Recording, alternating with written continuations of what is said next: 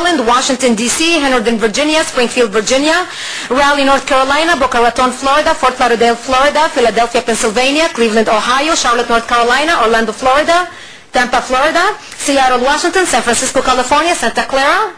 You get the idea. In over 40 states. This is the problem we're facing today. Many people who turned a blind eye to evil and did not pay attention to what was happening are now paying the price. In the Hamas Charter, Article 22 of the Hamas Charter, which was published and made public in 1988, states as the organization's the enemy. I'm quote you verbatim. Article 22, quote, with their money, they created secret organizations, talking about the enemy, that spread around the world in order to destroy societies and carry out Zionist interests. Such organizations are the Freemasons, Rotary Clubs, Lions Clubs, B'nai B'rith, and the likes. All of them are destructive espionage organizations to be destroyed. You tell me, my fellow Americans, and those of you watching on television, how many of you know Lion Club members, Rotary Club members, Freemasons, who get up early in the morning in their communities to raise money and better their communities? No, they are mentioned as enemies of Hamas organization, the terrorist organization that has the largest infrastructure on American soil. We need to take political correctness and throw it in the garbage where it belongs and start educating our people. Thank you. Not only we have a problem with Hamas, we have a problem with radical Islam being spread here through the mosques in the United States, financed by so-called our ally Saudi Arabia.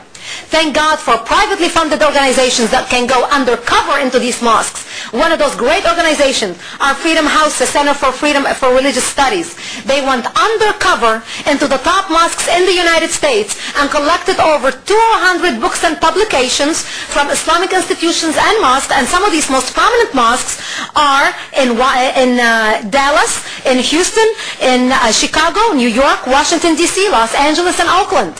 And they took a sample of all these books and translated them.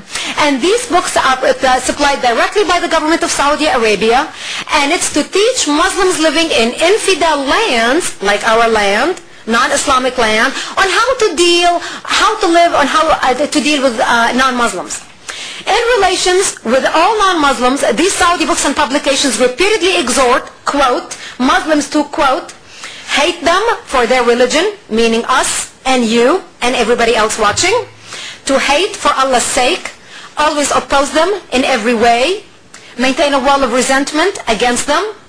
They say that democracy is responsible for all the horrible wars of the 20th century, and that attractive names like democracy, justice, freedom, brotherhood, and equality cause all of the world's problems. This is what's being taught right here in American mosques. They say that all religions but Islam are false, and that it is the religious duty of every Muslim to impose, quote, functionally Islamic government on every country in the world. This religious duty is binding in principle, in law, in self-defense, in community, and as a sacred obligation of jihad. In order to fulfill the sacred obligation of jihad, they must, quote, invade its western heartland and struggle to overcome it until all the world shouts by the name of the Prophet Muhammad and the teachings of Islam spread throughout the world.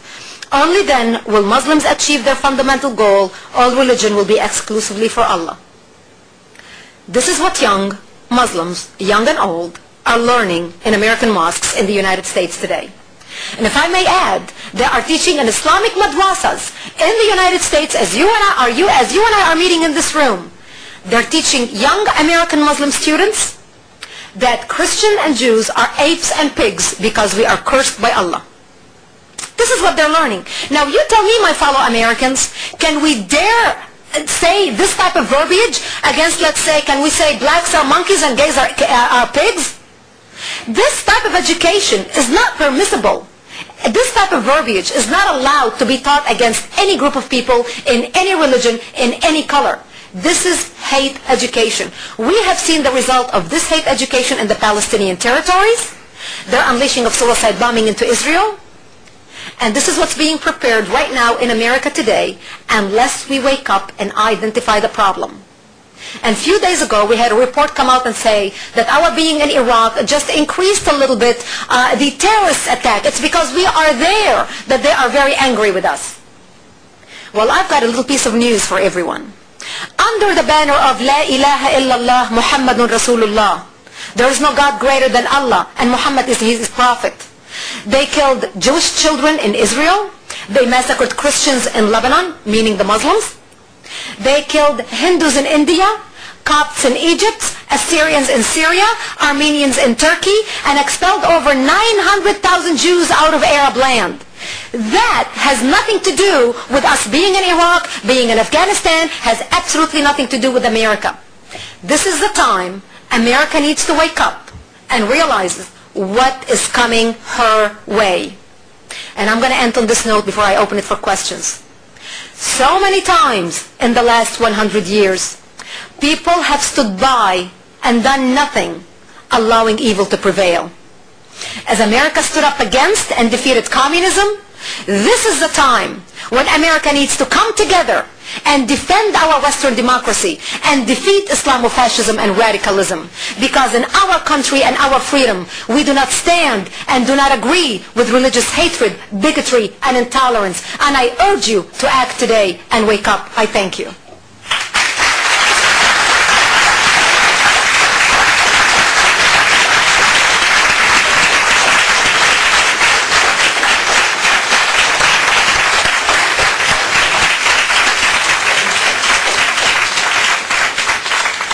For some reason, I would suspect there are a few questions in the audience. And I'll start here on the back. Just wait for the microphone, and please do us the favor of at least giving your name and an affiliation. My name is Brian Beery. I'm a journalist for Europolitics magazine. Just when you were talking about the Muslims, you sort of seemed to imply that it was a monolith with everybody holding these radical views. Do you not think that there's a large majority of Muslims that are much more moderate, and that the challenge is to work with them, to persuade, to force them, the moderates, to basically achieve victory over the radicals? Exactly. This is exactly what we need. We need to challenge the moderate Muslims all throughout the world. You know, there are 1.2 billion Muslims in the world today. Not all of them are radicals. But in the intelligence community, we estimate there are between 15 to 25% who have been radicalized. That translates into 180 to 300 million people. That's almost as big as the population of the United States. So we do have Muslims living in the United States. Where are their voices? This is the only country in the world where Muslims can demonstrate, where Muslims can march in the streets, where Muslims can speak without being intimidated by the radicals. I can understand why they cannot do it in Libya, in Saudi Arabia, in Oman, in Jordan, in Syria, in Lebanon.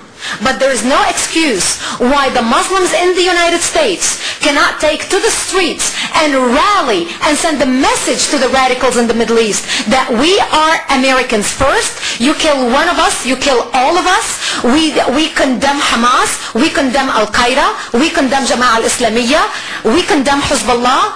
We haven't heard a blurb. Talk is cheap. Having had talking on television screen is empty verbiage, hot air just coming out. Actions speak louder than words. This is the time we need to challenge our Islamic community to take to the streets. Of all the mullahs in the United States, of all the members of mosques in the United States, since September 11th, have you seen a million-man march on the Capitol? Have you seen people come to the streets with the same passion as the radicals have and have taken to the streets in any other street in any other country? Let's talk about the passions of the Hezbollah supporters in Dearbornistan, Michigan, right here in our country. They were free to demonstrate in support of Hezbollah against the United States of America, yet we haven't seen this passion and these numbers of people coming out to the streets to defend America. Just last month, two reporters in the United States, Fox News reporters, Santani and Wig, were forced at gunpoint in Gaza to convert to Islam, and that was the only way they were able to survive. Now, a lot of Muslims tell us this is not what Islam stands for. If this is not what Islam stands for, and the whole world went up against the Pope, have we seen condemnation and demonstrations in the streets of any street USA condemning this barbaric behavior, 7th century behavior? Actions, my friends, speak louder than words. Our civilization is at stake, and this is the time we need to see people act, not talk. Yes. Nichols, Washington Diplomat Magazine. We got to get to the media, because you mentioned media, and they are the problem, the left-wing media in this country. They're almost against everything that we stand for in this country. I can't understand the left-wing media, liberal media. How are you going to get through your message? We can do our part as individuals. How do you reach the news organizations to change the tenor and the content of the news that's coming out? You know, a lot of people in the liberal press, say, I already have my mind made up, don't confuse me with the facts. This is the problem we are facing. But we are seeing a decline in the mass media, and we are seeing a lot of people are using alternative media sources, such as the internet, such as publications on the internet, such as talk radio, which have seen an incredible increase in talk radio. And this is how we get the message out. Every individual